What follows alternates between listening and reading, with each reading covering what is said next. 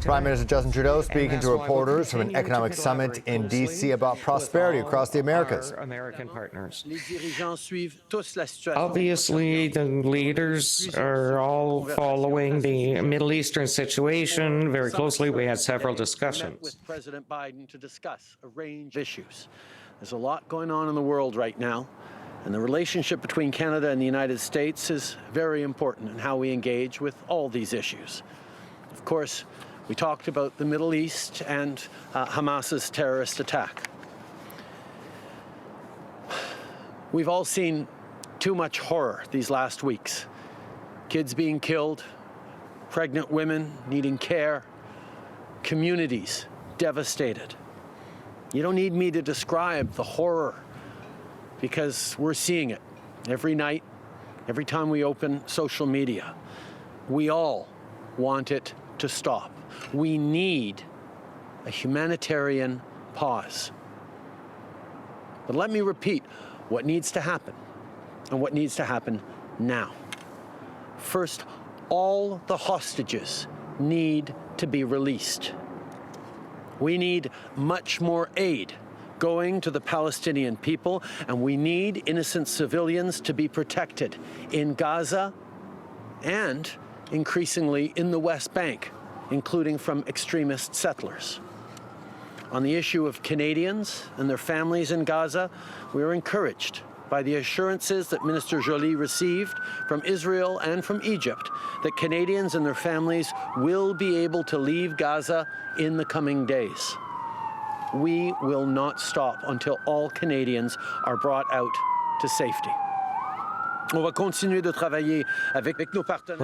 to work with our partners in the region and elsewhere in the world, including here, of course, the United States. Thank you for being here today, and I'm happy to take your questions. We'll start the questions with Radio-Canada. There are hundreds of other foreign nationals that have come out of Gaza in recent days. We understand for Canada, we must wait till at least Sunday. My question is, why does it take so long for Canadians specifically to exit? And when you spoke to President Biden, did you ask him for help? Obviously, we're all working together to get our people out of Gaza. It's an extremely complex situation. Canada and Melanie Joly in particular were working with allies, with Egyptians, Americans, Jordanians, to get Canadians out of there as quickly as possible and their families. We have a lot of hope that we will see them in coming days, but we will continue to work ceaselessly. I'd like for you to answer the Israeli reply, who said that he will make no compromise until his hostages are released, and the UN says, does the Israeli response to the UN worry you? Do you find it acceptable? We all understand how Israel needs to see these hostages liberated. We're talking about some 200 people who were taken from their homes on October 7. They're in an extremely difficult situation. If other hostages are found, they need to be freed. At the same time, we need to wonder whether the cost of justice should be to see all Palestinian civilians suffer. We need to ensure humanitarian aid, water, medication, food, electricity, so that they can function. And this is why we are calling on humanitarian pauses as quickly as possible to protect civilian life. Prime Minister, in your conversations with President Biden, did you get the sense that Israel is any closer to agreeing to these humanitarian pauses? And what are you doing to get them there? I can't speak for Israel's decisions right now. What I can say is countries like Canada and the United States and others are continuing to encourage everything that can be done to protect human life, including with humanitarian pauses. This is something that I did speak about with President Biden. We shared our concerns. We also will continue to stand steadfast in terms of ensuring that Hamas is held to account, but also ensuring that everything is done to protect civilian life, including Palestinians in Gaza and in the West Bank. What are your thoughts on some people calling for a ceasefire? What are your thoughts on the possibility of ceasefire? It's hard to watch the news every night and see the impacts on civilians, including children, and not want it to stop. We understand how difficult the situation is, the impact of the horrific terrorist attack by Hamas. Hamas, an organization that is not only responsible for the deaths of Israelis, but also, and over years and decades, responsible for the deaths of Palestinians as well. We need to see a cease. We need to see a humanitarian pause so we can flow. We need to see ceasing of the levels of violence that we're seeing. We need to see civilians protected. We need to see a humanitarian pause to get aid in, to get Canadians out, to get vulnerable people out, to get hostages released. These are the things that the people around the world are looking for. Évidemment, on peut pas voir les nouvelles à chaque soir, voir les enfants. You can't watch the news each night, seeing children killed and the human cataclysm that is occurring without wanting to see it end. We understand completely how Hamas has to be brought to justice. There has to be consequences for Hamas. But we also need to make sure that civilian life is protected. And this is why we're calling on human corridors and humanitarian corridors and pauses, help for civilians, the Palestinians.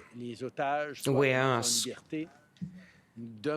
for the hostages to be freed, and we are asking that everything be done to get Canadians and their families out of Gaza. Hi, Prime Minister. My colleagues are reporting that Canadians in Gaza might be able to leave on Sunday, Monday, and Tuesday. Can I ask you what specific services the Canadian government intends to offer? What is the Canadian government going to be doing for people who manage to make it across the border? We are working with all of our regional officials and our allies to make sure that as Canadians come out to safety, hopefully in the coming days, they are properly supported. We've been there from the very beginning for people leaving the West Bank, for people leaving Israel since October 7th. We will continue to be there to help Canadians and their families get to safety. So there would be consular officials on the ground? We will be there as we are. Hi, Prime Minister Brian Platt with Bloomberg. Earlier this week in Ottawa, the U.S. ambassador said your country's in for a big fight if you move forward with the digital tax that would hit a bunch of big American tech companies. Did you discuss that with President Biden this morning? And are you willing to risk American trade retaliation by moving forward with this? The finance minister addressed that issue earlier this week in her press conference. But I can tell you, this morning we talked about a lot of different issues. That one didn't come up. Okay. Did India come up in your conversations with Biden? And is there any update that you have? Have you been briefed at all from law enforcement officials on the investigation? Are you concerned that this may end with no criminal charges? Just any update that you have at all on that? Canada is a country of the rule of law, and we will always be. We were responsible and serious in how we approached the allegations we shared, and we continue to ask the Indian government to work with us to get to the bottom of this matter, to get clarity on this matter. And we also deplore the violation of the Geneva Convention that the Indian government chose to do when they arbitrarily suspended the diplomatic immunity of over 40 Canadian diplomats in India. For a country to simply decide that as of a few days from now, your diplomats will no longer have diplomatic immunity is against all the principles of global diplomatic conventions. And for us, it's an example that, that we need to continue to impress upon the Indian government the importance of the rule of law. Next question. Hi, Prime Minister James McCartin, Canadian Press. You said earlier this week that while you believe that Israel has a right to defend itself, the price of justice cannot be the continued suffering of all Palestinian civilians. I'm wondering if you think that constitutes collective punishment, and if not, how we should interpret what you said. Yes, I'm going to allow,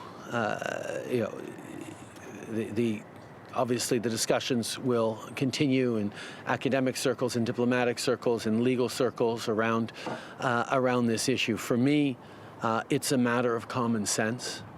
Seeing the suffering of so many people is not, to my mind, leading towards opportunities for a two-state solution. It's not leading towards greater prospects for peace in the medium and long term in the region. And that's what we all need to be focused on. Yes, there need to be consequences for Hamas for its horrific and unacceptable terrorist attack of October 7th. But we need to do so in a way that minimizes the impact on civilians. And that's why we've been calling for humanitarian aid to flow into Gaza. We've been calling for humanitarian pauses to allow people to get that support in and to get Canadians out. Yes, we need to release the hostages. They need to release the hostages. We need to see civilian life protected. And if I could press you very quickly on the digital services tax issue, what exactly is the problem with a pause, sorry, bad word, for waiting a year to wait for the OECD framework to kick in? Why pick this fight now if in fact the ambassador's prediction comes true? What's the issue there? Listen, the Deputy Prime Minister and Finance Minister spoke to this earlier this week. We're a government that believes that everyone should pay their fair share of taxes. We are hopeful that there will be a common framework eventually sometime in the future. But we've been very, very clear about our responsibility to Canadians, particularly for services delivered to Canadians on Canadian soil.